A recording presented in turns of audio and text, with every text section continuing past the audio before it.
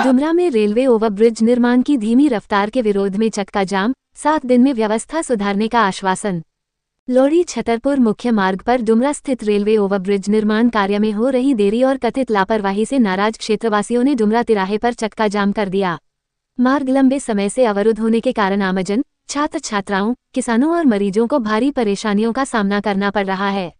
प्रदर्शन के दौरान लोगों ने शासन प्रशासन और निर्माण एजेंसी के खिलाफ जमकर नारेबाजी करते हुए मुर्दाबाद के नारे लगाए।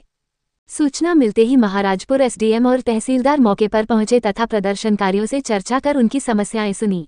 अधिकारियों के समझाने और उचित कार्रवाई का आश्वासन देने के बाद प्रदर्शनकारियों ने चक्का जाम समाप्त कर दिया। प्रदर्शनकारियों का कहना था कि रेलवे ओवरब्रिज का निर्माण तय समय सीमा से काफी पीछे चल रहा है, जिससे मुख्य मार्ग लगभग पूरी तरह बंद है।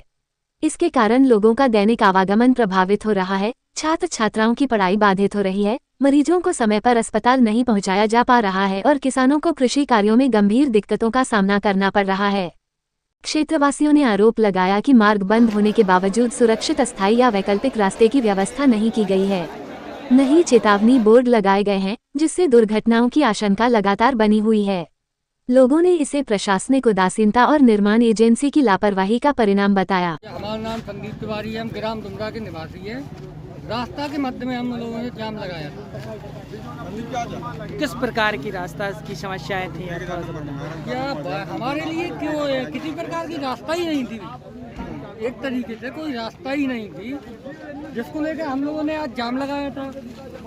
एसडीएम और एवं ठेकेदार द्वारा 1 सप्ताह का टाइम दिया गया है। अगर 1 सप्ताह में कार्य नहीं होता है तो हम लोग पुनः जाम लगाएंगे।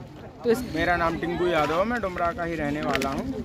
यहाँ पे जो ब्रिज बन रहा है, इसकी अवधि 6 महीने थी, लेकिन इनने 1.5 साल से ऊपर कर दी, फिर भी इनने अपना काम नहीं कर पाया है। अब बारिश में जो आम लोग हैं यहाँ पे 8-10 गांव हैं, 10-12 हज़ार वोटर हैं, जो यहाँ से मतलब उन्हें करने की समस्या है, उसके लिए यहाँ पे जाम लगाया है। कलेक्टर साहब के यहाँ पे 2 बार, एसडीएम साहब के यहाँ पे, हर जगह हम लोग आवेदन दे चुके हैं, फिर भी कोई सुनवाई नहीं हो पा रही है। आज हम लोगों ने आवेदन लेके यहाँ पे चक्का जाम किया था, तो उन्होंने 10 दिन का आश्वासन दिया है अभी लोगों को कि अगर 10 दिन में हम आपको पक्का रास्ता करके देंगे, परमानेंट के चौमासा पानी कोई भी दिक्कत आए, रास्ता आपको खराब नहीं होगा। अगर 10 दिन नहीं हो रहा है तो फिर से चक्का जाम करेंगे। एसडीएम साहब का आश्वासन है हम लोगों को, हम लोगों ने उन्हीं की बात पे क्लियर कर दिया है, इसीलिए चक्का जाम खोल दिया हम लोगों ने। ठीक।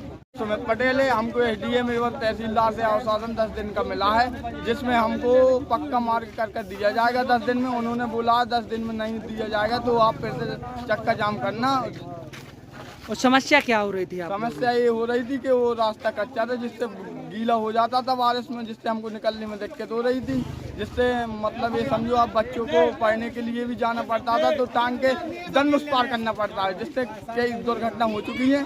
कई लोगों की पुलिया छोटी थी, जिससे सिर भी घल चुकी है और वे आज सिविल अस्पताल छतरपुर में भर्ती हैं। हमारा नाम हृदय पटेल है, हम डुमरा के रहने वाले हैं और ये ब्रिज का, रेलवे ब्रिज का कार्य चालू होने के कारण रास्ता डाइवर्ट की गई थी।